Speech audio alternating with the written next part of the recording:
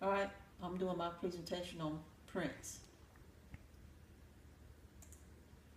All right, Prince was born on June the 7th, 1958 in Minneapolis, Minnesota. His parents were musicians as well. John Nelson was his father and Mattie Shaw was his mother. His father's stage name was Prince Rogers. His mother was a jazz singer that performed with the Prince Rogers Band. Prince taught himself how to play the drums, guitar, and the piano. He began playing the piano at age 7 and mastered the drums and guitar by age 14. Prince started his own band in high school named Grand Central, and eventually it was changed to Champagne.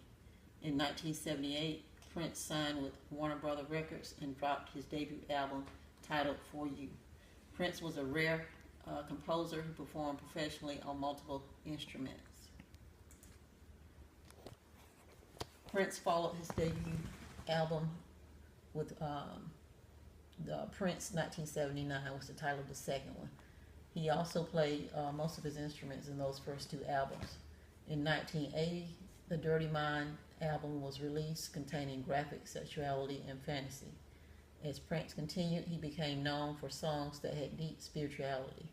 In 1982, Prince had international success with the album titled 1999.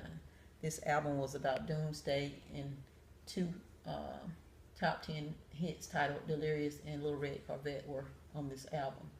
In 1984, Prince and the Revolution Band released one of his best albums titled Purple Rain. The album served as the soundtrack for the movie with the same title. The movie grossed almost $70 million at the box office. Purple Rain reached number 2 on the Billboard Hot 100. Simultaneously, Let's Go Crazy and When Doves Cry reached number 1.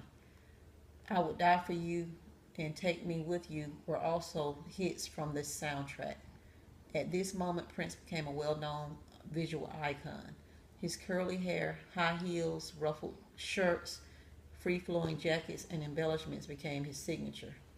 Darling Nikki was a tune from Purple Rain that incited controversy due to explicit lyrics and visuals.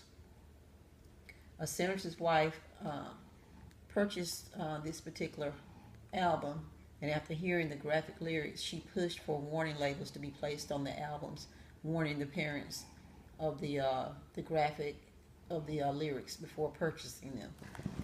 That was Senator Al Gore's wife. In 1987, the Revolutionary Band dissolved and Prince released Sign o' the Times. The album was received better in Europe, and Prince was successful with his tour. In the early 1990s, Prince launched his new band titled New Power Generation. In 91, Prince released Diamonds and Pearls. To promote the album, Prince did a live performance on MTV Video Music Awards. Towards the end of the song, Prince turned around, showing off his buttocks. Prince had no shame in playing around with sexuality and gender norms. In 1992, Prince signed a $100 million contract with Warner Brothers. After obtaining the contract, Prince had more freedom to follow other dreams, films, TV shows, merchandising, and write books. In 1992, Prince released another album titled Love Symbol. This album lacking success created tension between Prince and Warner Brothers. Prince felt like he was being controlled and decided to change his name to, well, actually it's a combination of female and male astrological symbols, but most still continue to refer to him as the artist formerly known as Prince. Prince began performing with the word slave on the side of his face to channel the indifference he had with Warner Brothers. In 1996, Prince was released from the contract with Warner Brothers. Prince released a triple album entitled Emancipation, which became a certified platinum album. Prince was inducted into the Rock and Roll Hall of Fame in 2004. Also in 2004, he released Musicology with a tour that became the top concert in the United States, or the USA, and won 2 Grammys. In 2010, Prince's name was featured in Time Magazine's 100 Most Influential People in the World. and presented with the Lifetime Achievement Award from BET. At the end of 2010, Prince was inducted into the Grammy Hall of Fame. Prince was a pop artist with full ownership of his masters. Prince used his platform and believed in taking a political stance. On May the 2nd, 2015, Prince had a dance rally for peace at Paisley Park to pay tribute to Freddie Gray, the 25-year-old African-American who died in police custody in Baltimore. The purpose of the rally was to show support for the activists protesting Gray's death. Prince performed a concert that lasted 41 minutes, including his protest song, Baltimore, which was inspired by Gray's death. Prince was exceptionally private about his personal life. He was married on Valentine's Day of '96 to his backup singer, Miss Garcia. The couple gave birth to a son in October of '96 who died a week later from Pfeiffer syndrome, which is a rare genetic disorder.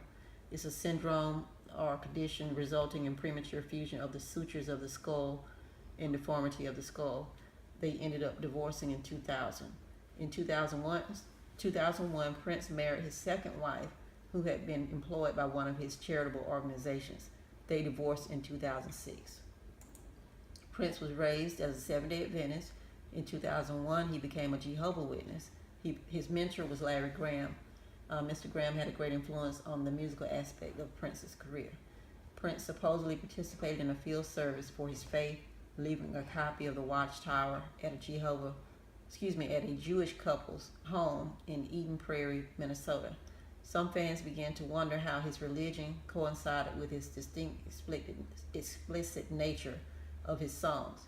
Prince struggled with the constrictions of social categories and desired to escape social identities such as being small, black, and male. I chose the song "I Would Die For You," so I'm going to play about a minute of that. So give it a second to load.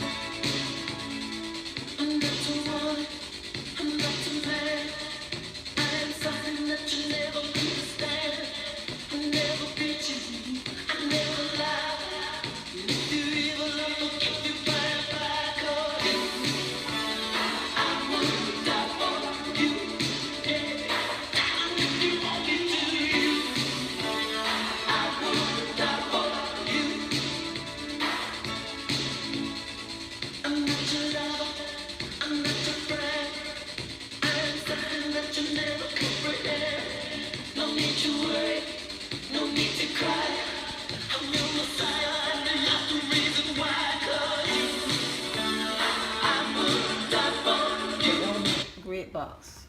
The pitch and texture is homophonic since melody is supported by chords. The rhythm is consistent. You can tap your foot to the beat. Tone color is best described as bright and brilliant. The range is mid to high range. The tempo is allegro, which is fast. Instruments involved are voice, bass guitar, drums, cymbals, and keyboard.